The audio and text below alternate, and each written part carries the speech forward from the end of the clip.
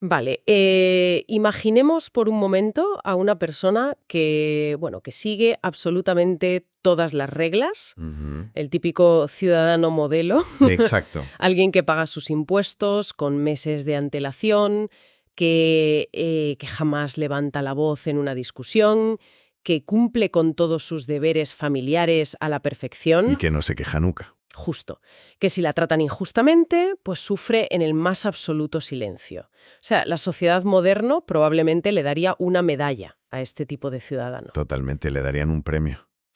Pues a ver, ¿qué pasaría si un texto médico de hace más de 200 años diagnosticara ese comportamiento exacto como el síntoma de una enfermedad profunda y crónica, Es que es muy fuerte cuando lo planteas así. preconcebidas sobre la salud física y mental?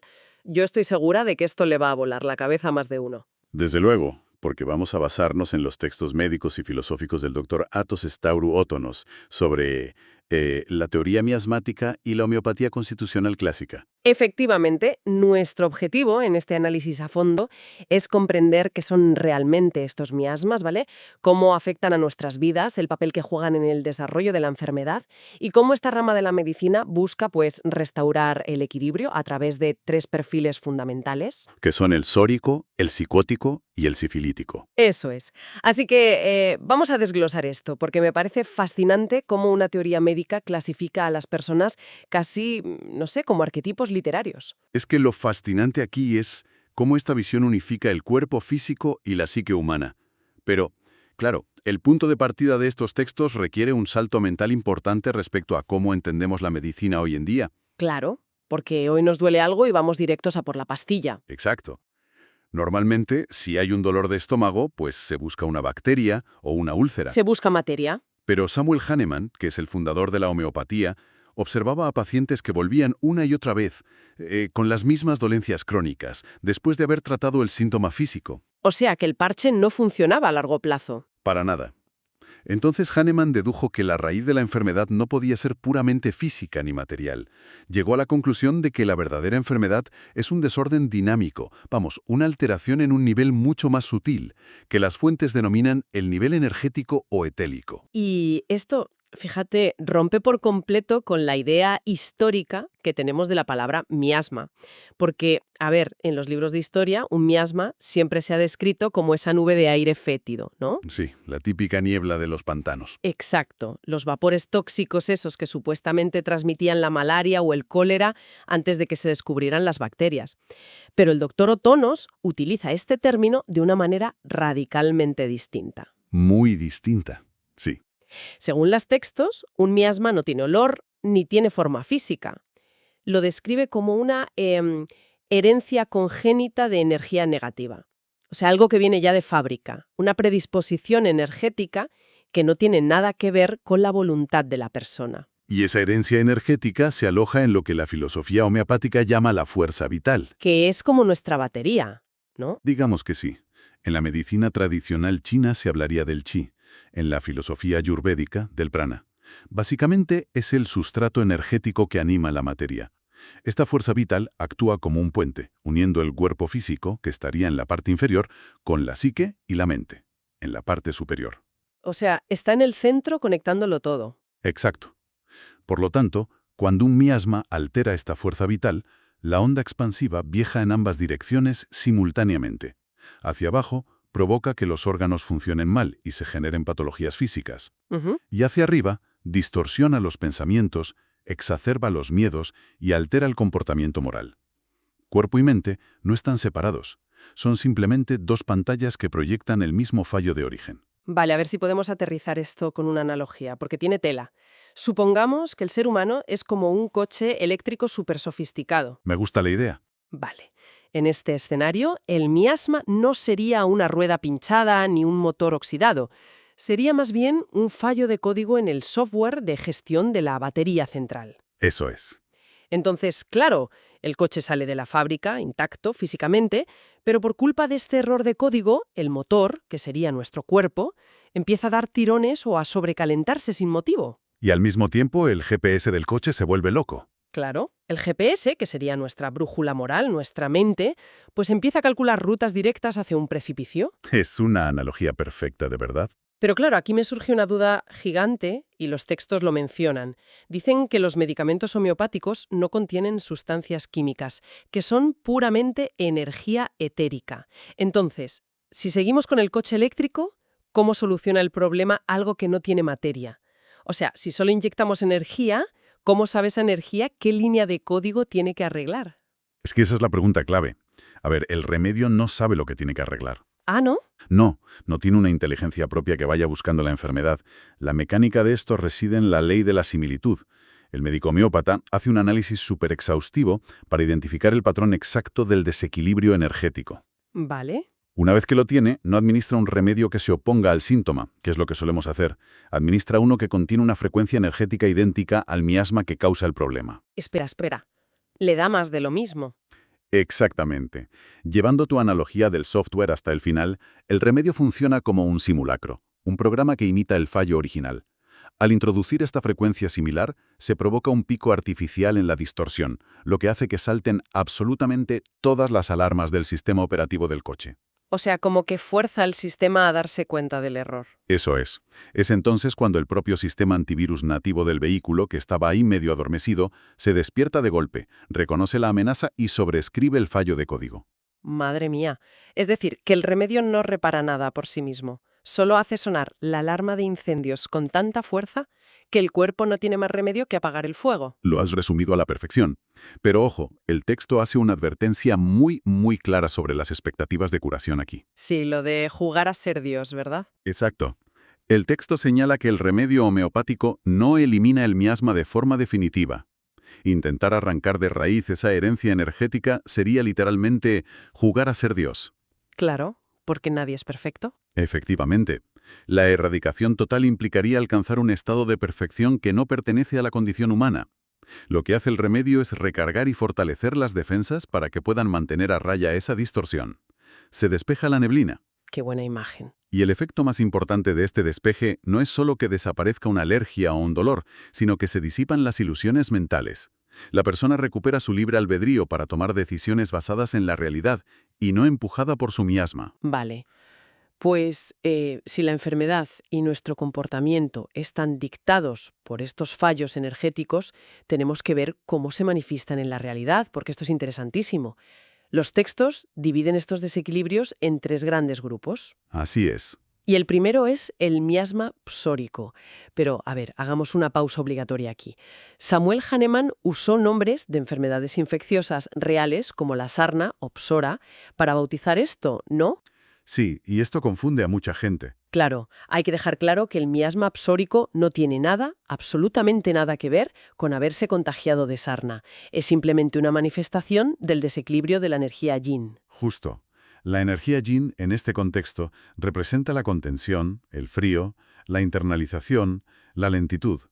Cuando esta energía yin domina de forma patológica en nuestra fuerza vital, el cuerpo y la mente entran en un estado de retracción profunda. O sea, como que el cuerpo echa el freno. Frena en seco, porque el frío ralentiza el metabolismo.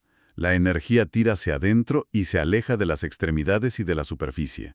A nivel físico, esto se traduce en una tendencia brutal a la atrofia. Ujú. Los tejidos tienden a encogerse, las membranas y la piel sufren de una sequedad extrema, y los órganos entran en hipofunción, o sea, trabajan por debajo de sus capacidades. Y ahí aparecen cosas como el hipotiroidismo, digestiones lentísimas o un estreñimiento crónico intratable. El organismo se está frenando a sí mismo. Y claro, la mente acompaña a ese frenazo, por lo que leímos.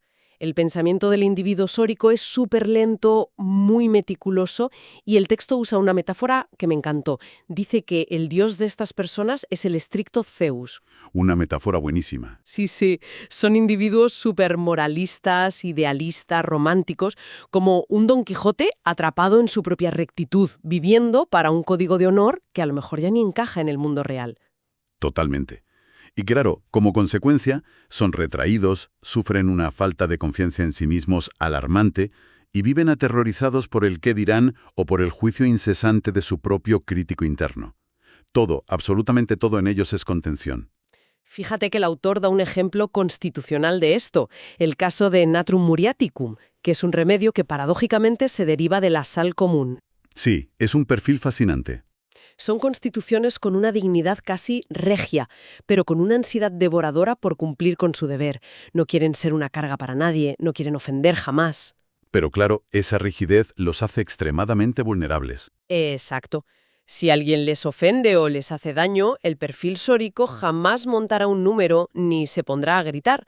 Se callan, absorben el golpe y se encierran a rumiar el dolor. Y ahí está el peligro.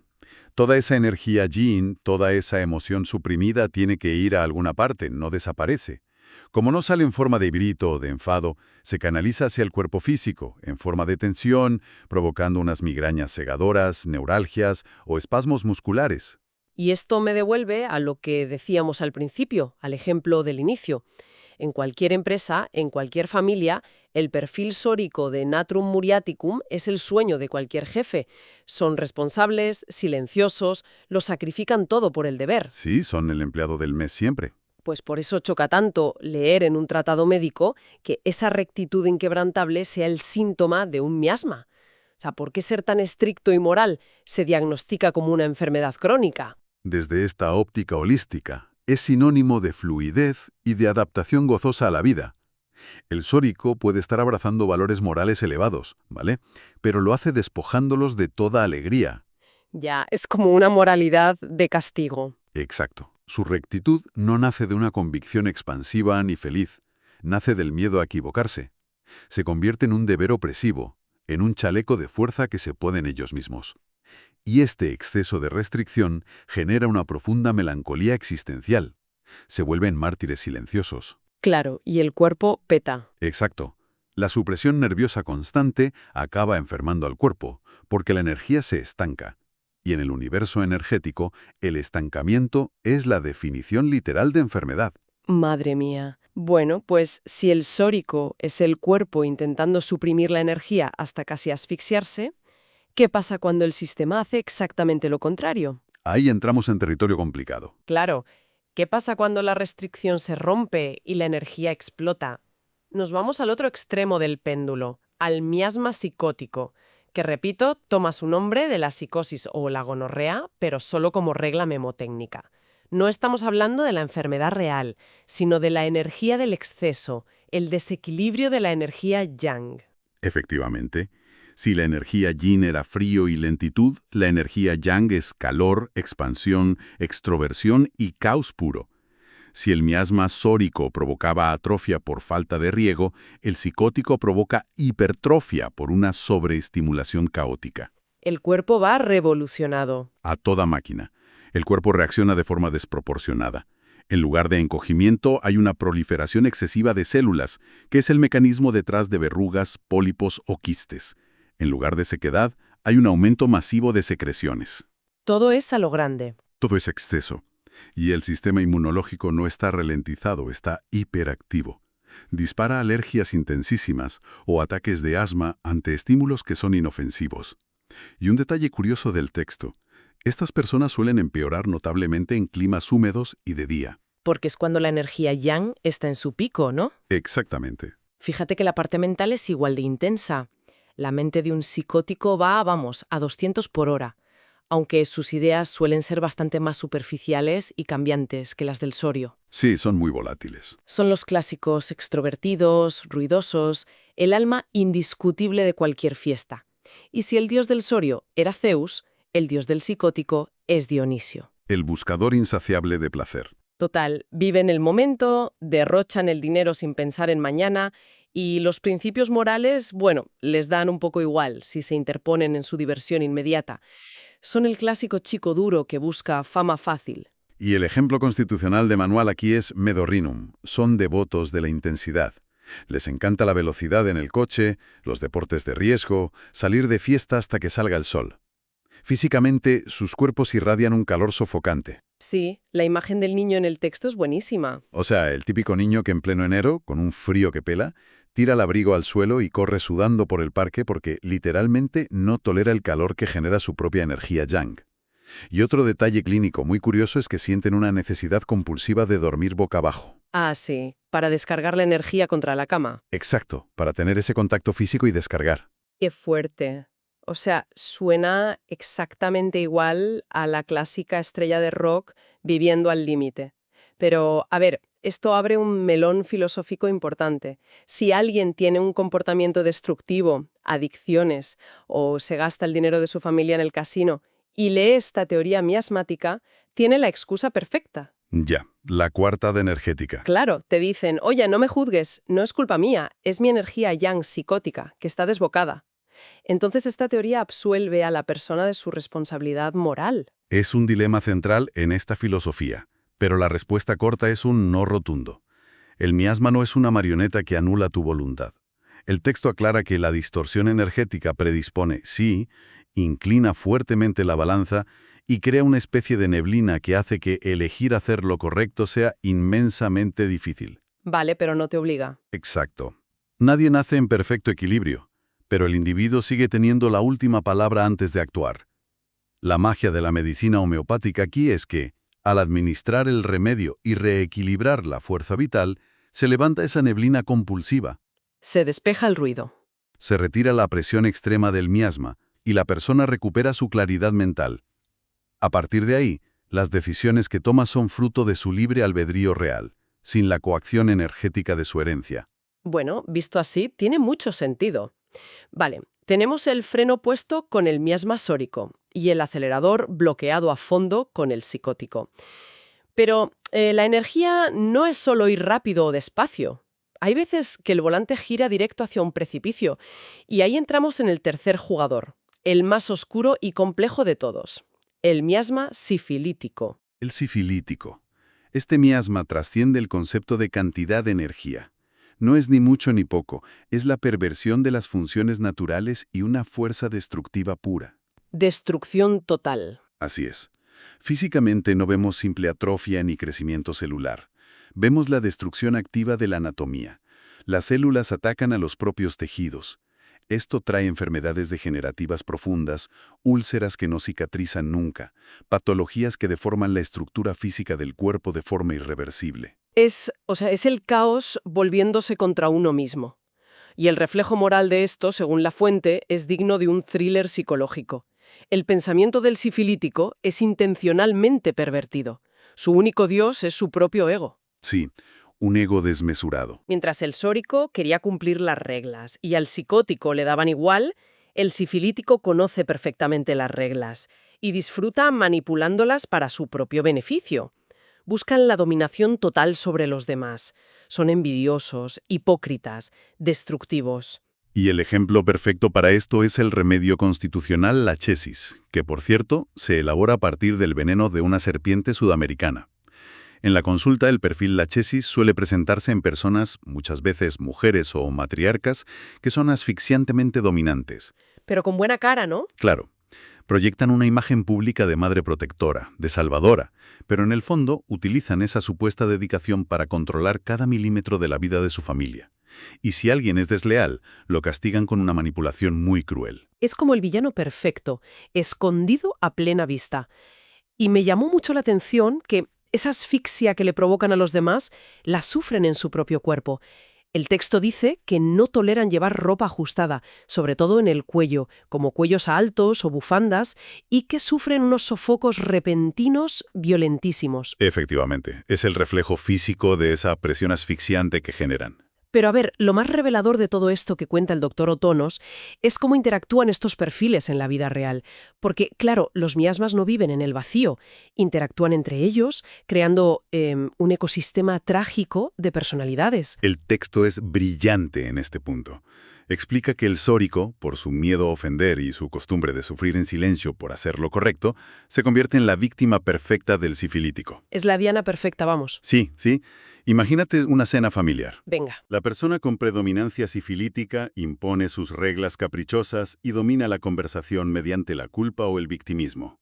El individuo sórico acepta el maltrato en silencio, convenciéndose de que su deber es mantener la paz en la familia, y acaba con una migraña espantosa al día siguiente. ¿Y el psicótico? El psicótico ni siquiera va a la cena. ¡Qué bueno! Como aborrece el sufrimiento y solo busca pasarlo bien, huye ante el primer indicio de drama. Se va de fiesta o a buscar distracciones por ahí, dejando al sórico completamente solo y a merced del manipulador. Es que te lo imaginas, y es la dinámica de muchísimas familias o empresas. Y claro, escuchar esto invita a intentar clasificar a todo nuestro entorno. Seguro que cualquiera que nos escuche ya le ha puesto cara al jefe sifilítico, al cuñado psicótico. Totalmente. Es la tentación natural. La ley universal del flujo eterno. O sea, nadie es una caricatura unidimensional. Para nada. De hecho, intentar encasillar a alguien en un solo miasma es lo que el texto denomina racismo constitucional. La realidad energética es superfluida. Todo el mundo es un cóctel complejo de los 3 miasmas en diferentes proporciones. Y esas proporciones van cambiando, ¿verdad? Constantemente. Por la ley universal del flujo eterno, un niño puede ser superpsicótico y rebelde, y después de una crisis o un trauma severo, mutar hacia un comportamiento sórico y reprimido en la edad adulta. O incluso presentar una mezcla a la vez. El texto habla de alguien que puede ser sorio de mente, exigiendo moralidad a todo el mundo, pero físicamente ser psicótico, con alergias explosivas y sudando a mares. O sea, el diagnóstico homeopático busca precisamente identificar esta mezcla en lo que nosotros equivocadamente llamamos salud. Exacto, porque para esta medicina, la supuesta salud cotidiana que tenemos no es más que una enfermedad crónica subyacente que mantiene un frágil alto el fuego. Claro, aguantando el tipo. Y aquí llegamos al corazón filosófico de toda esta inmersión. Todos estos miasmas, los miedos del sórico, los excesos del psicótico, la manipulación del sifilítico.